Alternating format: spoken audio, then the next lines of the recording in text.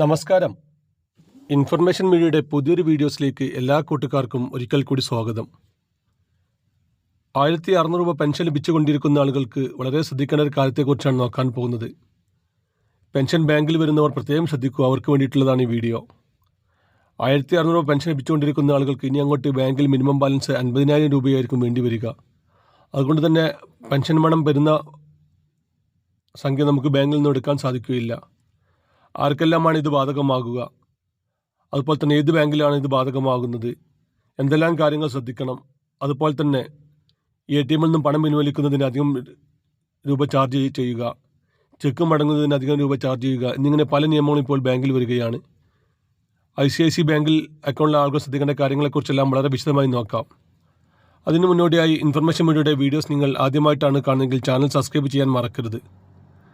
നമ്മുടെ ചാനൽ ഒരു തരത്തിലുള്ള രാഷ്ട്രീയ കാര്യങ്ങളും വരുന്നതല്ല. ഗവൺമെൻറ്റിൽ നിന്ന് ലഭിക്കുന്ന സേവനങ്ങൾ, ആനുകൂല്യങ്ങൾ, അറിയിപ്പുകൾ എന്നിവയെക്കുറിച്ച് മാത്രമായിരിക്കും വീഡിയോസുകൾ വരുന്നത്. ശ്രദ്ധിക്കുക, ഗവൺമെൻറ് സേവനങ്ങളും അറിയിപ്പുകളും എപ്പോൾ വേണമെങ്കിലും പുതിയ മാറ്റങ്ങൾ വരാം. ഏറ്റവും പുതിയ അറിയിപ്പുകൾ ലഭിക്കാൻ ചാനൽ സബ്സ്ക്രൈബ് ചെയ്ത് തൊട്ടടുത്തുള്ള ബെല്ലൈക്കൺ കൂടി ക്ലിക്ക് ചെയ്യുക. 2025 ഓഗസ്റ്റ് 1 മുതൽ പ്രാബല്യത്തിൽ വന്ന നിയമത്തെക്കുറിച്ചാണ് നമ്മൾ നോക്കാൻ പോകുന്നത്. ICICI ബാങ്കിൽ പുതിയ അക്കൗണ്ടുകൾ തുടങ്ങുന്ന ആളുകൾക്കാണ് ഈ ഒരു നിയമം ബാധകമായിരിക്കുക. അവർക്കിനി അങ്ങോട്ട് അവരുടെ അക്കൗണ്ട് ഓപ്പറേറ്റ് ചെയ്യണമെങ്കിൽ മിനിമം ബാലൻസ് 50,000 രൂപയായിരിക്കും. അതില്ലെങ്കിൽ ഓരോ മാസവും അതിനുള്ള ഫൈനുകൾ അവർ ഈടാക്കും. ഇപ്പോൾ പുതിയ ബാങ്ക് അക്കൗണ്ട് തുടങ്ങുന്ന ആളുകൾക്കാണ് ഈ നിയമം ബാധകമാകുന്നതെങ്കിലും മറ്റു ചില കാര്യങ്ങൾ കൂടി നമുക്ക് ശ്രദ്ധിക്കാം.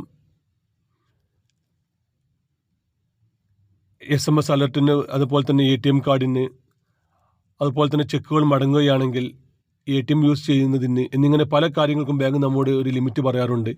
ആ ലിമിറ്റിനപ്പുറം നമ്മൾ ഉപയോഗിക്കുകയാണെങ്കിൽ നമ്മൾ മാസം ഒരു ചെറിയ സംഖ്യ അവർക്ക് കൊടുക്കേണ്ടി വരും. ഒരുപാട് ബാങ്കുകൾ ഇപ്പോൾ അങ്ങനത്തെയുള്ള സംഖ്യകളെല്ലാം കുറയ്ക്കുകയാണ്. അതുപോലെ തന്നെ മിനിമം ബാലൻസ് 0 ആക്കിയുള്ള അക്കൗണ്ടുകൾ തുടങ്ങാൻ അവസരം നൽകുന്ന സമയത്താണ് ICICI ബാങ്ക് ഇപ്പോൾ 50,000 രൂപ മിനിമം ബാലൻസ് ആക്കി വരുന്നത്. അതുപോലെ തന്നെ ചെറിയ ചെറിയ സംഖ്യകൾക്ക് ഇപ്പോൾ വലിയ രൂപത്തിലുള്ള ഫൈനുകളാണ് അവർ ഈടാക്കുന്നത്. ATM കാർഡ് 2-ൽ കൂടുതൽ ഉപയോഗിച്ചു കഴിഞ്ഞാൽ, അതുപോലെ തന്നെ മറ്റു ബാങ്കുകളിലേക്കുള്ള ട്രാൻസ്ഫർ, അങ്ങനെ പല കാര്യങ്ങൾക്കും ഇപ്പോൾ ICICI ബാങ്കുകൾ പണം ഉയർത്തുകയാണ്. നമ്മൾ പെൻഷൻ വരുന്നത് 1600 രൂപയായിരിക്കും. ഇത് ശ്രദ്ധിക്കാതെ ഇരുന്ന് കഴിഞ്ഞാൽ നമുക്ക് പെൻഷൻ വരുന്ന സംഖ്യ അവർക്ക് ഫൈനായിട്ട് തന്നെ തിരിച്ചു നൽകേണ്ടി വരും. അതുകൊണ്ട് തന്നെ ICICI ബാങ്കിൽ അക്കൗണ്ടിലെ ആളുകൾ പ്രത്യേകം ശ്രദ്ധിക്കുക. ഇനി അങ്ങോട്ട് അവർക്ക് എന്തെല്ലാം മാറ്റങ്ങളാണ് വരുന്നതെന്ന് അവർ പ്രത്യേകം ശ്രദ്ധിച്ചതിന് ശേഷം മാത്രം ആ അക്കൗണ്ട് ഓപ്പറേറ്റ് ചെയ്യുക. അതല്ലെങ്കിൽ മറ്റേതെങ്കിലും ബാങ്കിൽ പണം നിക്ഷേപിക്കുകയും ആ അക്കൗണ്ട് താൽക്കാലികമായി ക്ലോസ് ചെയ്യുകയും ചെയ്യുക. അതുപോലെ തന്നെ പുതിയ അക്കൗണ്ട് എടുക്കുന്ന ആളുകളും ഈ കാര്യം പ്രത്യേകം ശ്രദ്ധിക്കുക. 50,000 രൂപ മിനിമം ബാലൻസ് കീപ്പ് ചെയ്യാൻ സാധിക്കുന്ന ആളുകൾ മാത്രം ഇനി പുതിയ അക്കൗണ്ട് എടുത്താൽ മതി. അല്ലാത്ത ആളുകൾക്ക് വലിയ രൂപത്തിലുള്ള ബുദ്ധിമുട്ടുകളായിരിക്കും ഉണ്ടായിരിക്കുക. നമുക്കറിയാം, 1600 രൂപയാണ് ഇപ്പോൾ പെൻഷൻ ലഭിച്ചുകൊണ്ടിരിക്കുന്നത്. 1600 രൂപ ചില മാസങ്ങളിൽ അവസാനത്തിലായിരിക്കും പെൻഷൻ വരിക. അതുകൊണ്ട് തന്നെ 50,000 രൂപ ബാലൻസ് വെക്കുക എന്നുള്ളത് സാധാരണക്കാരായ ജനങ്ങൾക്ക് വളരെ ബുദ്ധിമുട്ടുള്ള കാര്യമായിരിക്കും.